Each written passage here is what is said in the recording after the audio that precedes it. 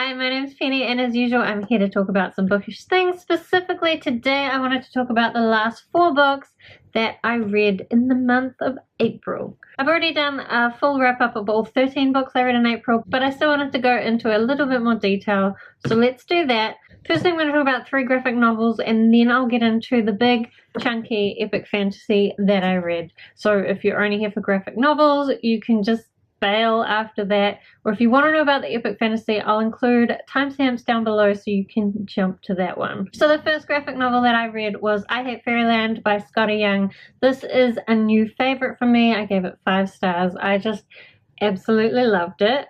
We follow this gorgeous green-haired girl called Gert who gets pulled through into Fairyland. I just love the scene where she's actually getting pulled through. It's one of the first pages, so it's not spoilers. She's like, help! The floor is eating me! She does not want to go to Fairyland. When she gets there, she's supposed to do this quest so that she can get herself back to the real world, but she sucks at it, so she ends up being stuck there for 30 years. Even though she's still stuck in the body of a child, she is very cynical and really angry about being stuck in Fairyland. This is really violent and dark, but contrasted with this really cute Fairyland. The art is really great and the colors are just so vibrant. At the end, we get this adorable character who I absolutely love. I won't show you because it's spoilers, but it's so cute. I also thought that even though it's violent, it isn't that brainless violence that you get. It's quite clever in the way that it subverts classic Fairyland tropes. I have heard that the 3rd and 4th volumes aren't as good as the 1st and the 2nd, but that doesn't stop me from enjoying this, and I've also still got the 2nd one to enjoy, and who knows, maybe I'll like the 3rd and 4th ones. Everybody has different tastes. But this can stand alone, so I definitely recommend picking up this volume. Then the second graphic novel that I picked up was Bee and Puppycat, which is created by Natasha Allegri, which brings us to the aspect of this that I didn't really like. It's created by Natasha Allegri, so she's created this character of Bee and Puppycat and the idea that they are magical temps, so they basically lays around at home, and then every now and then they get called up by this magical agency who will make them dress up in a funny uniform and go to this magical land and perform some kind of magical work. It's a really great concept, but the different stories in here are all written and illustrated by different people, so the artwork is very inconsistent throughout. Some of it, especially this first one, I thought was absolutely beautiful, but some of the others not so much. My favorite one was the first one where Bee and Puppycat need to go and find this broken music box. I thought it had the most amazing use of QR codes that I have ever seen in the history of the universe. I hate QR codes, but this possibly has changed my mind about them. And there's another one where Bee and Puppycat are trying to get out of cleaning their house. I love that one, but the rest of them weren't quite as magical, and the art style wasn't as cute either.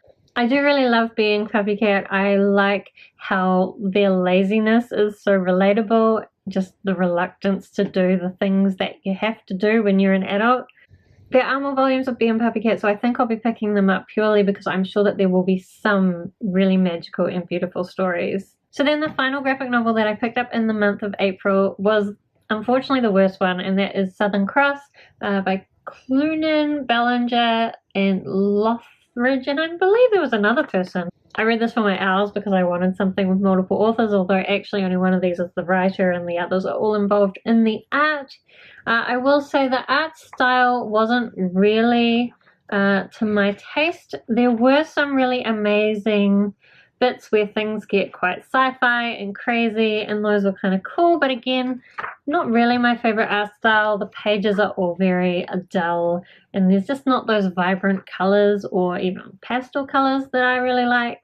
This is the story of a girl, I've forgotten her name, Alex, and she's trying to find out what happened to her sister. So she's gotten on this ship that's going to this moon of Jupiter, and it's going to take quite a long time, and when she gets there she's going to try and find out what happened to her sister and how she died. And initially I really liked how it was dropping clues, but as we went on, the clues that were being dropped didn't really link in with the events that were progressing the plot, which I felt took away from me the ability to kind of participate. What I really like about murder mysteries is when there's clues and you get to figure things out as you go. Whereas this one got really trippy and science fiction-y, which you might think I would like. I would normally expect to like that, but it just didn't really make sense. Or at least I got a bit lost. There was also the case, which I often find in graphic novels, where there are a few characters who were drawn a bit too similar and I got them confused. And I just think if the ending had been something mind-blowing in the way that all the clues fit together, maybe I would have liked it better, but instead I just felt a bit like, what the fuck is going on? That's my honest and genuine reaction at the end. So there is one more volume, which I expect will be quite crazy. I might pick it up just because, like, why not? Graphic novels are quick to read. If I do, I will let you guys know how it goes.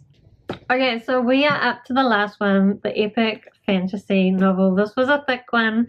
It was a big push for me to finish this at the end of the month. And it took me a little while to get into it, but once I got into it, I really loved it. I did see just before I picked this up that this had been put on a list of books that are similar to Game of Thrones, but the series is actually finished. So this is a 7-book series. This is volume 1. I've got most of the other books. I think I'm missing book 6 because I've picked these all up at random book fairs. Good work, me.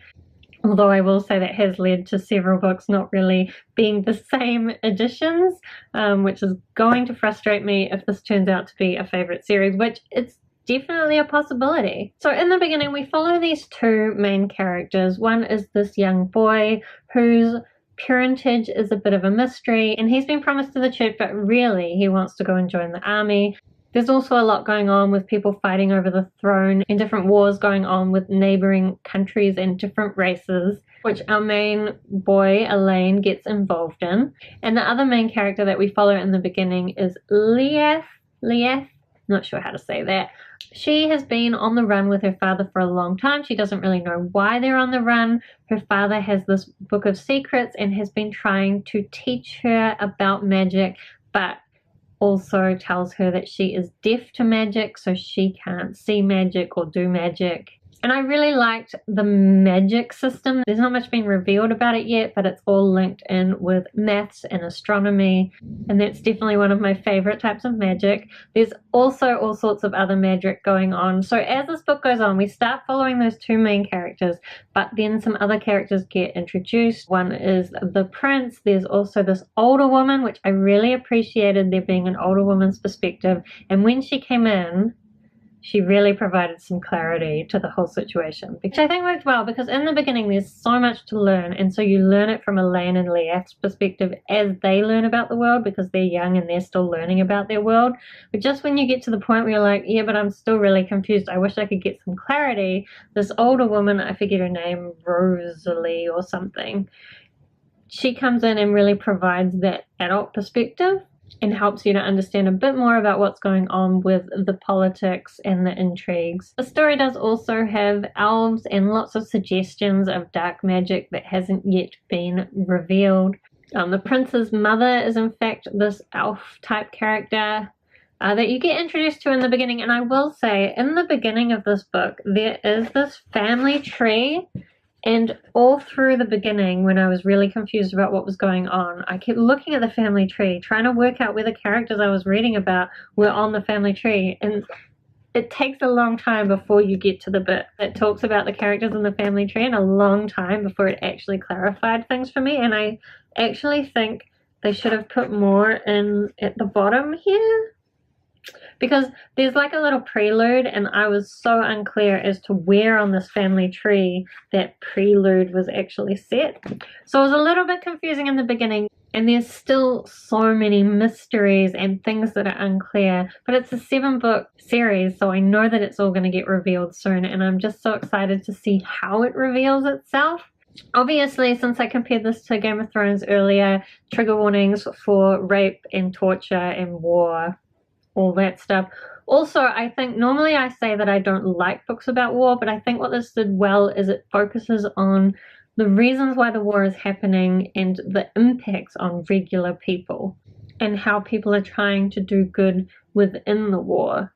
Not just like, yeah, let's have a battle and kill everybody. which is my least favorite kind of war. So I think in the end I did still only give this 3 stars, but I do think it's a very promising beginning and I'm looking forward to the rest of the series. So those are the 4 books that I read at the end of April. It's well into May now, and I'm not making very good progress, but let's finish catching up on April 1st. Let me know if you've read any of those books. What did you think about them? Or do you think you might be interested in picking them up at some point? Thank you so much for watching. I hope you're having a wonderful day and I will see you later.